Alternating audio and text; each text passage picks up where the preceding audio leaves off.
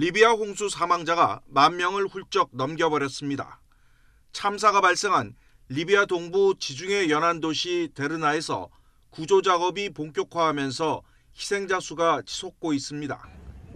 리비아 적신월사는 11,300명이 숨진 것으로 확인됐으며 실종이 11,000여 명에 이른다고 밝혔습니다. 이에 따라 최종 사망자 수는 2만 명을 넘길 것으로 우려됩니다. 압둘메남 알가이티 데르나 시장도 알자지라 방송 인터뷰에서 사망자 수가 18,000명에서 최대 2만 명이 될 수 있다고 추산했습니다. 데르나의 인구가 12만 5천 명 안팎이란 점을 고려하면 주민 6명 중 1명꼴로 목숨을 잃은 셈입니다. 결국 이번 참사도 인재였다는 지적이 나오고 있습니다. 페테리 탈라스 세계 기상기구 WMO 사무총장은 유엔 제네바 사무소에서 열린 기자회견에서 정치적 문제 때문에 기상 예보가 제대로 작동하지 않았다고 강조했습니다. There would have been a normally operating meteorological service. They could have issued the warnings and also the emergency management authorities would have been able to carry out evacuation of the people, and we could have avoided most of the human casualties. 탈라스 사무총장은 예전에 기상예보 시스템 개선 작업을 돕기 위해 리비아 당국과 접촉을 시도했지만 실현하지 못했다면서 국가안보 상황이 불안했기 때문이라고 설명했습니다. 또 분쟁을 겪는 다른 국가들도 기상예보 시스템 상황이 리비아와 유사하다며 조기경보 체계를 갖추지 않아 위험한 상태라고 경고했습니다. 리비아는 지난 2011년 무아마르 카다피 정권이 무너진 뒤 동부를 장악한 리비아 국민군과 서부 트리폴리 통합정부가 대립하며 무정부 상태가 이어지고 있습니다. YTN 신웅진입니다. 시장이 값싼 중국 전기차로 넘쳐나는데 공정하지 않은 보조금으로 가격이 왜곡됐다는 게 EU 집행위원장 진단입니다. 실제로 지난해 유럽 시장에서 중국산 전기차의 점유율은 8%인데 20%가량 싼 가격 때문에 오는 2025년 25%까지 오를 것으로 보입니다. 반보조금 조사 결과 문제가 발견되면 반덤핑 관세나 상계 관세를 매기는 형태가 될 것이란 관측입니다. EU는 10년 전에도 중국 태양광 패널에 비슷한 조사를 벌여서 수입을 제한한 적이 있습니다.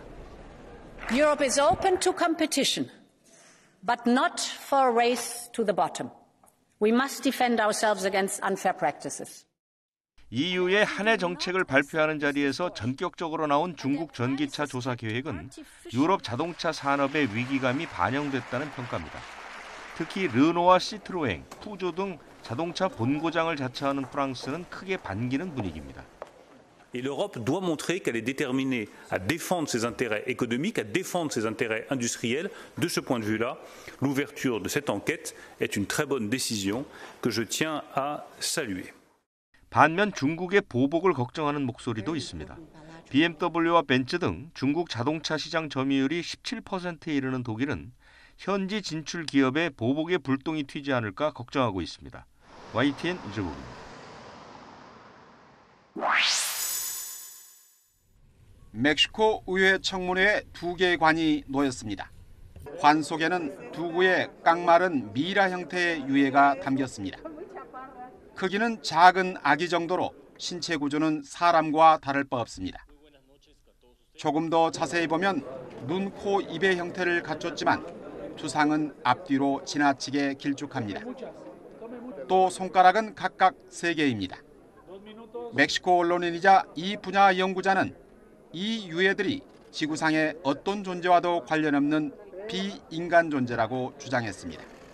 Es la reina de todas las pruebas. O sea, si el ADN nos está demostrando que no son seres humanos y que no hay nada que se parezca en el mundo a esto, así lo debemos de tomar. Son seres no humanos. 마우사는 이 유해들을 지난 2017년 고대의 거대한 지상 그림으로 유명한 페루 나스카 근처의 모래해안 깊은 곳에서 찾았고 700년에서 1800년 된 것으로 추정했습니다. 유해들의 엑스레이도 제시됐는데 전문가들은 몸속에 여러 개의 알이 있다고 주장했습니다. 하지만 이런 주장들은 과학적으로 뒷받침되지는 않았고 청문회 의원들은 특별한 입장을 내지 않았습니다. Nos quedamos con reflexiones, con inquietudes y con la ruta de seguir platicando sobre esto. 멕시코 의회의 이번 청문회는 외계인의 존재를 전 세계에서 처음으로 인정하게 될 수 있는 멕시코의 항공우주보호법과 관련해 판단을 명확히 하기 위해 마련됐다고 현지 언론들은 전했습니다. YTN 유재용입니다.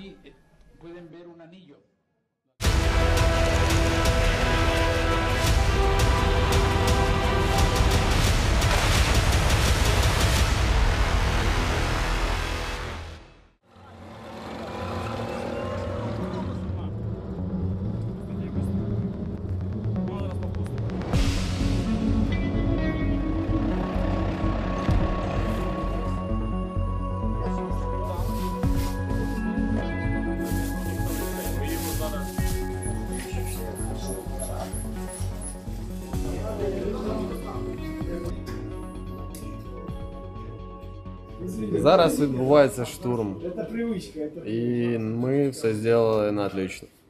Все добре. Ну, трошки у нас ранених, але нічого, без цього ніяк. Увы.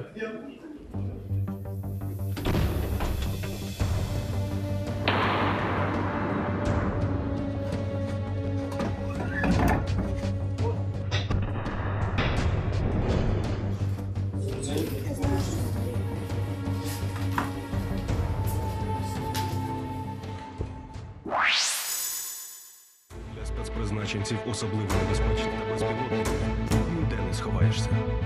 Вишки Бойка – це бурові газовидобувні платформи біля воріт.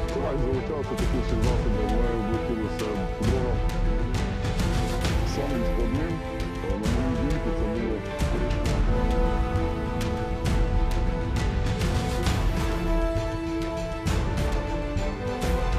На бурових платформах росіяни влаштували склади з боєприпасами і паливом, моніторили ситуацію в усьому Чорному морі. передає далі на їхні штаби інформацію, що робиться.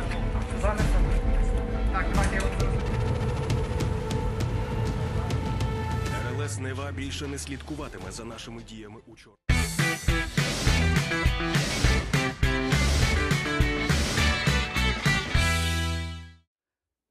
급증한 가계대출을 조이기 위해 금융당국이 각종 규제안을 발표한 다음 날 한국은행도 통화신용정책 보고서를 내놓으며 현재의 금융 상황을 진단했습니다. 먼저 지금의 가계부채 증가와 같은 금융 불균형 핵심 요인으로 부동산을 지목했습니다. 정부의 부동산 대출 규제 완화와 시장의 주택가격 상승에 대한 기대가 겹치면서 가계빚이 급속도로 불어났다는 겁니다. 특히 가계부채가 주요국과 달리 부채 축소나 상환없이 계속 늘어나면서 거시경제와 금융 안정을 저해하는 수준에 이르게 됐다고 지적했습니다. 그러면서 지금의 주택 가격도 소득이나 다른 기초 경제 여건 등과 비교하면 여전히 비싸다고 분석했습니다. 이를 위해 한은은 관련 정책을 펼 때 일관성이 중요하다고 역설했습니다. 우리의 경우에는 그동안 정책 간 공조가 부족했다는 반성의 목소리도 나왔습니다. 이 때문에 앞으로는 정책 당국 사이 일관성 있는 공조 노력이 필요하다고 거듭 강조했습니다. 다만 일각에서 제기되는 금융당국과 통화당국 간의 정책 엇박자라는 지적에 대해서는 애둘러 답을 피했습니다. 그동안 한 10여 년간 통화정책과 거시경 정책이 운영되는 과정에서 금융 불균형이 완화되지 않고 누정되어 왔다는 점은 사실인 것 같습니다. 또 이와 같이 또 조금 다른 예상치 못한 부작용도 있을 수 있는데 대신 지금의 가계부채 증가를 예상치 못한 부작용으로 봤는데 부동산 시장 연착륙 가능성이 커진 만큼 앞으로의 대응이 중요하다는 말로 대신했습니다. 가계대출 증가 요인을 면밀히 점검하겠다고 밝힌 한은은 향후 물가 안정을 중심으로 상당 기간 긴축 기조를 운영하며 추가 금리 인상 필요성을 판단할 방침입니다. YTN 엄윤주입니다.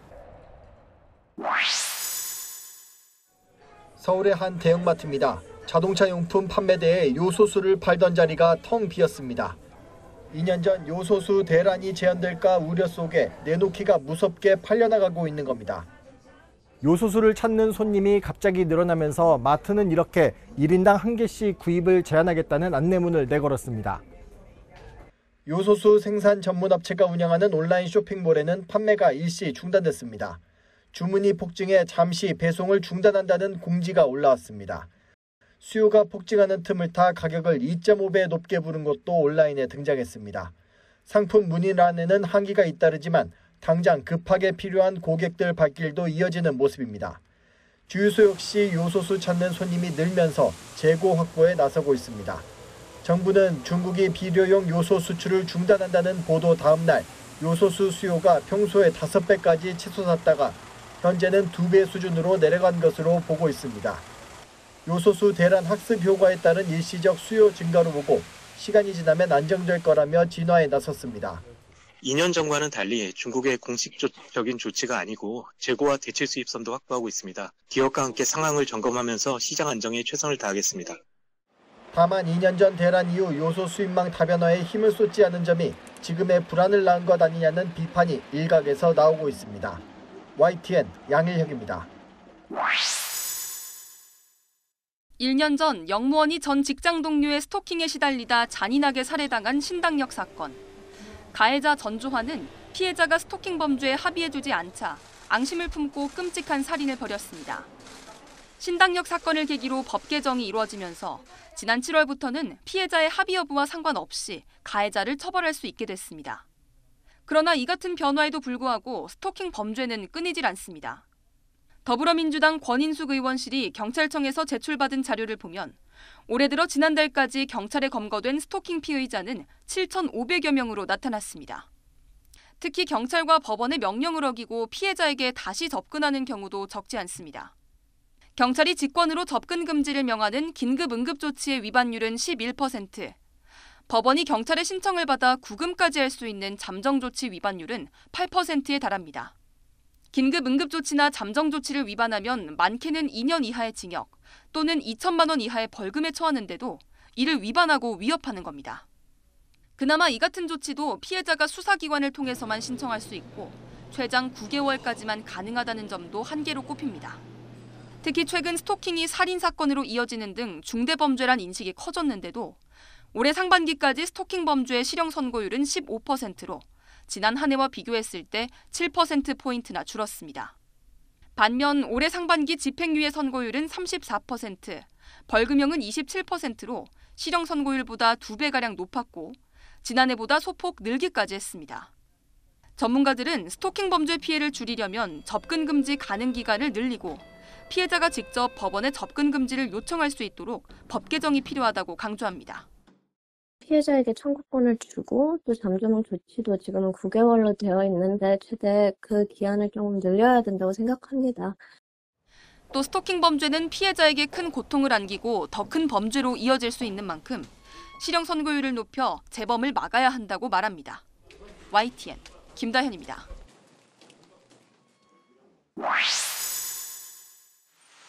지난달 3일 인도의 행인들을 차로 들이받은 뒤 백화점에서 흉기 난동을 벌인 22살 최원종. 최원종의 차에 치인 60대 여성이 사흘 만에 숨졌고 20대 여성 역시 한 달가량 병원에서 사투를 벌이다 끝내 세상을 떠났습니다. 첫 재판에서 검찰은 조현성 성격장애를 앓는 최원종이 스토킹 조직이 괴롭힌다는 망상을 현실로 착각하고 폭력이 근본적인 해결책이란 생각에 이르렀다고 분석했습니다. 이어 최원종의 범행으로 무고한 시민 14명이 피해를 입었고 국민도 큰 충격과 혼란을 겪었다고 지적했습니다. 앞서 법원에 비공개 재판을 요청했던 최원종 측은 사선 변호인을 추가로 선임했습니다. 검찰이 제기한 공소사실에 대해선 아직 수사 기록을 열람하지 못했다면서 다음 기일에 인정 여부를 밝히겠다고 답했습니다. 결국 첫 재판은 불과 20분 만에 끝났고 유족들은 강하게 반발했습니다. 최원종이 감형받을 목적으로 사선 변호인을 4명이나 선임한 뒤 의도적으로 시간을 끌고 있다는 겁니다. 8월 3일 날에 이 사건이 일어나고 오늘이 며칠입니까? 연락을 못 했다는 거는 핑계지 않습니까? 핑계. 그러면서 반성이나 사과조차 없는 살인자의 인권이 무고한 사람들의 희생보다 존중받아선 안 된다며 최원종에게 사형을 내려달라고 재판부에 촉구했습니다. 저희는 무조건 사형을 원합니다. 저희 딸아이 겨우 20살인데 인생을 완전히 빼앗아갔어요. 최원종에 대한 두 번째 공판 기일은 한 달여 뒤인 다음 달 10일로 잡혔습니다.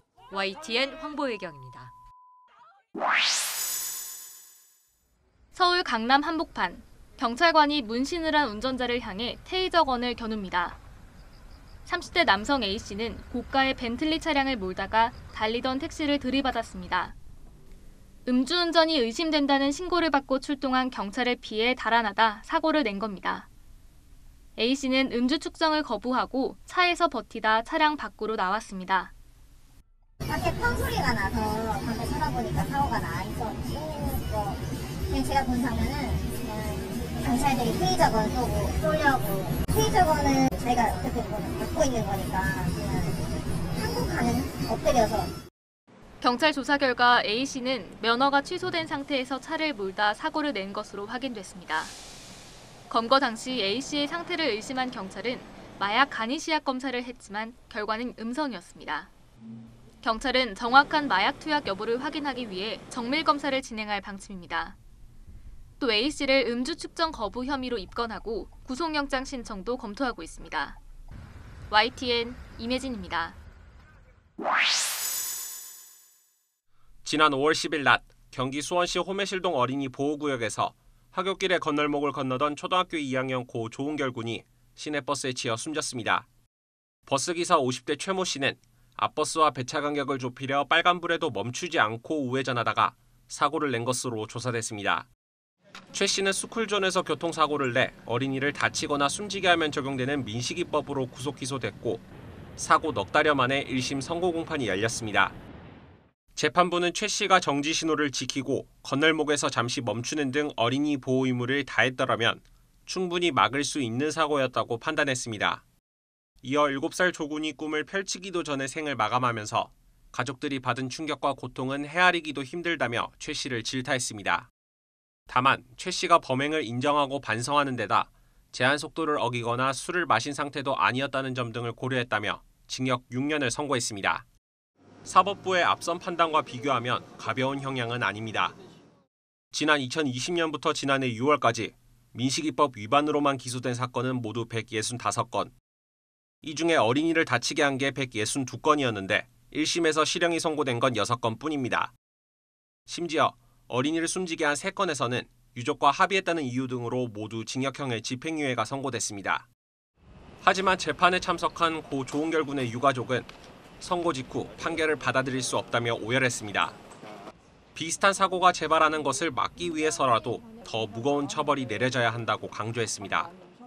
앞으로 태어날 지금도 다니고 있는 모든 아이들을 위해서 좀 더 강력한 실형이 필요하다고 생각하거든요.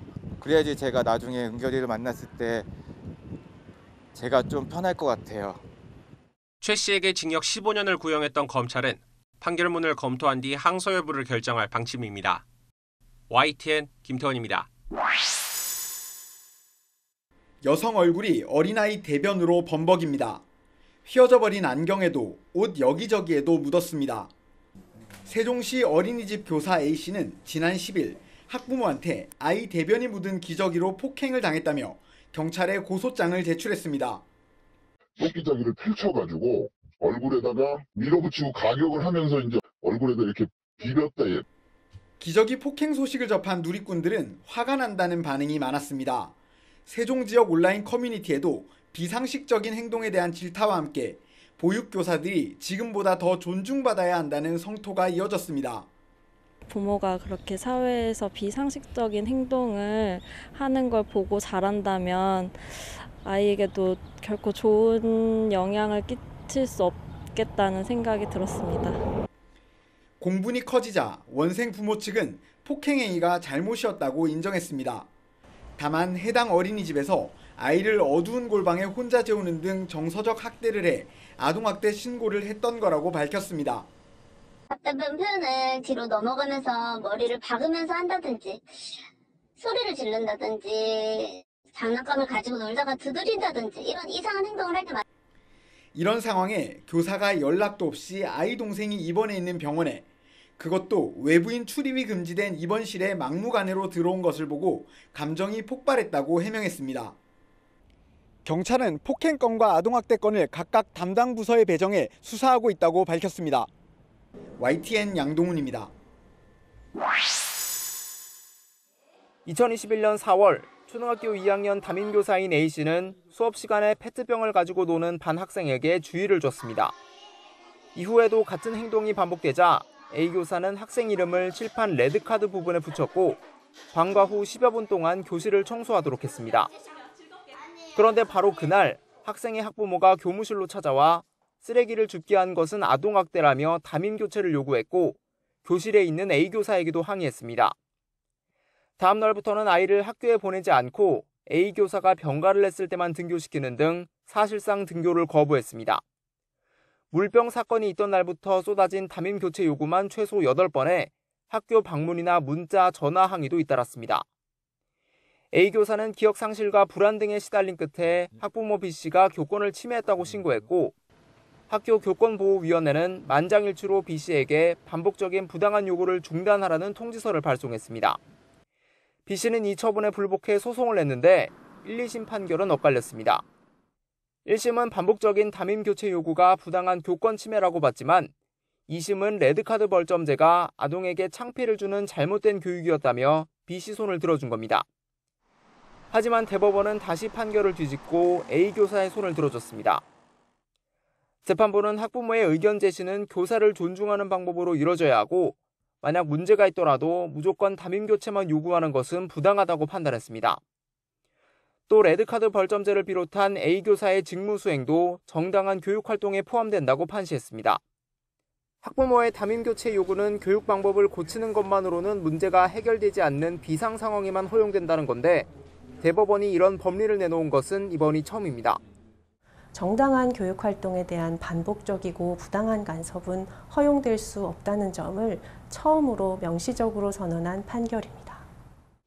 B씨가 A 교사를 아동학대로 고소한 사건은 검찰에서 혐의가 인정됐지만 여러 사정을 참작해 기소유예 결정이 내려졌습니다.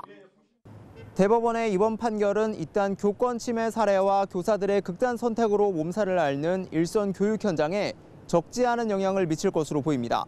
YTN 홍민기입니다. 이제 양파랑 소고기 순서대로 넣어요. 영유아 감옥을 이유식을 만드는 업체입니다. 저울에 각종 재료를 올려 무게를 재고 있습니다. 이유식 제품마다 재료가 얼마나 들어가는지 표기된 대로 재료를 섞는 겁니다. 요 양은 위에서다 내려준 거죠? 네네. 하지만 실제 제품에 표기된 것과 재료 함량이 조금씩 다른 것으로 드러났습니다. 예를 들어 한우가 15.7% 들어있다는 이유식에 실제로는 5.6%만 넣었습니다. 소고기 함량이 3분의 1 토막으로 줄어든 겁니다. 아보카도와 새우 역시 실제로는 반만 넣은 제품도 있었습니다. 이렇게 함량을 속여판 제품은 무려 149종류로 대부분 영유아용 이유식이었습니다. 이 제품들은 인터넷 쇼핑몰을 통해 재작년 1월부터 올해 7월까지 무려 1,000만 개, 248억 원어치 팔려나갔습니다. 재료나 함량이 바뀌면 이를 관할 지자체에 알리고 변경해야 하지만 별도의 조치 없이 임의로 제품을 만든 겁니다. 특별사법 경찰 업무를 하고 있는 위해사범 중앙조사단이 있습니다. 그래서 그쪽에서 지금 저희가 수사 의뢰해서 수사 진행 중인데 일단은 현장에서는 좀 관리가 소홀했다. 그거에 대해 좀 관리가 좀 부족해서 그렇게 됐다. 이렇게 얘기는 했습니다. 식약처는 해당 업체에 대해 행정처분을 의뢰하고 올해 안에 이유식 업체 전반에 대해 점검하겠다고 밝혔습니다. 하지만 시중 이유식 제품의 영양 함량이 실제와 다르거나 이물질이 나오는 등 문제가 계속 불거지고 있어 소비자 불신은 커질 것으로 보입니다. YTN 김혜은입니다. 국유림관리소 단속반이 숲으로 들어갑니다. 깊은 산골짜기까지 올라온 수상한 트럭 한 대. 주변엔 이제 막단 잣 열매가 가득 담긴 자루가 보입니다. 야생동물 보호협회 회원이 수상한 현장을 발견해 국유림 관리소에 신고했고 단속 결과 몰래 잣을 따던 남성 3명을 붙잡았습니다. 선생님들께서는 구기지에서 무단으로 잣을 절취하시다가 현행범으로 지금 현장에서 체포가 되신 거고요. 현장에서 붙잡혔지만 구교림인지 몰랐다며 발뺌합니다. 따달라고 부탁한 사람이 여기서부터 저까지 사이림이니까는 따달라 하니까는. 가을철 불법 임산물 채취가 기승을 부리고 있습니다. 송이 같은 버섯부터 각종 약용식물, 잣과 밤 같은 가을철 열매까지. 국립공원과 구교림을 가리지 않고 인적들만 숲이면 어김없이 불법 채취꾼들의 은밀한 작업이 이루어집니다. 이 불법 채취한 잣입니다. 사유림이 아니고 이 구교림에서도 허가를 받지 않고 이렇게 임산물을 채취하는 것은 절도죄에 해당합니다. 구교림 임산물 채취는 구교림관리소가 산불 예방과 산림 병해충 예찰 활동 등 산림 보호에 힘쓴 마을 주민들과 협약을 맺고 허가합니다. 이 때문에 일반 등산객이나 외지인이 허가 없이 임산물을 채취할 경우 5년 이하의 징역이나 5천만 원 이하의 벌금을 물릴 수 있습니다. 구기림에 있는 임산물들은 이제 주인이 없다고 생각하시기 쉬운데 다 주인이 이제 국가가 있는 거고요. 무단으로 채취하시게 되면 절도죄에 해당이 됩니다. 그래서 각별히 좀 유의해 주셨으면 좋겠습니다. 산림청은 가을철마다 불법 임산물 채취가 반복되고 있다며 다음 달까지 산림특별사법경찰을 중심으로 단속을 강화할 계획입니다. YTN 홍서욱입니다. 부족 간 전쟁과 가뭄으로 배고픔이 일상이 된 아프리카. 뼈가 앙상하게 드러난 모습에서 그 고통을 실감할 수 있습니다. 2022년 기준 전 세계에서 기아에 시달린 인구는 약 7억 명, 전체의 9%에 달합니다. 유엔은 지난 2016년 국제사회와 함께 기아와 빈곤, 질병 등 지구촌이 당면한 문제에서 벗어나기 위해 필요한 지속가능 발전 목표를 세웠습니다. 하지만 2030년까지 시행될 이 목표를 중간 점검했더니 이행률이 겨우 15%에 머무는 것으로 드러났습니다. 이행 부진의 원인은 예상보다 심각하게 진행되는 기후변화가 지목됐습니다. 세계 기상기구는 18개 국제기구와 함께 매년 공동으로 기후과학 합동보고서를 발간 중에 있는데 최근 기후변화와 기상이변이 지속가능 발전 목표에 부정적인 영향을 주는 것으로 분석되었습니다. 이 보고서는 또 온난화가 심화하고 있지만 올해 전반기 전 세계 이산화탄소 배출량은 1년 전보다 오히려 0.3% 증가했다고 꼬집었습니다. 이로 인해 앞으로 5년 안에 역사상 가장 더운 해가 찾아올 가능성이 98%에 달할 것으로 전망됐습니다. 유엔에서 열리는 지속가능 발전 목표 정상회의와 기후 목표 정상회의를 앞두고 나온 보고서는 즉각적이고 전례 없는 온실가스 배출 감축이 필요하다고 지적했습니다. YTN 정혜윤입니다. 보슬비가 내리는 풀밭 위로 작은 상자에 든 모래를 쏟아붓습니다. 모래 속에 숨어있는 솥동구리를 자연에 풀어주는 것입니다. 솥동구리 200마리가 방사된 곳은 태안 신두리 해안사구로 방목된 소 5마리의 배설물이 먹이가 됩니다. 신두리에서 살아갈 솥동구리의 원래 고향은 몽골입니다. 몽골 솥동구리는 우리나라 토종 솥동구리와 유전적으로 같은 종입니다. 몽골에서 3차례에 걸쳐 830마리가 들어왔고 우리나라 기후와 토양에 적응하는 과정을 거쳐 1,300여 마리까지 늘었습니다. 방사된 솥동구리가 우리 생태계에 잘 정착할지는 다음 달쯤 들어가는 겨울잠을 거쳐 내년 봄에 얼마나 깨어날지를 봐야 알 수 있습니다. 10월 정도 되면 땅속에 한 30cm에서 50cm 사이에 들어가서 동면을 하게 되는데요. 보통 90% 이상 생존하면 괜찮다고 보고. 솥동구리는 지름 1.7cm 정도의 둥근 경단 모양으로 굴린 소와 말의 배설물을 먹이로 삼습니다. 솥동에 화학비료 같은 성분이 없어야 해서 방목된 소들은 자연에서 자란 풀만 먹고 겨울을 제외하곤 구충제도 먹지 않습니다. 신두리 해안사구의 솥동구리 서식지가 성공적으로 복원되면 제주와 신안 등 다른 지역에도 복원이 추진될 예정입니다. YTN 김평정입니다.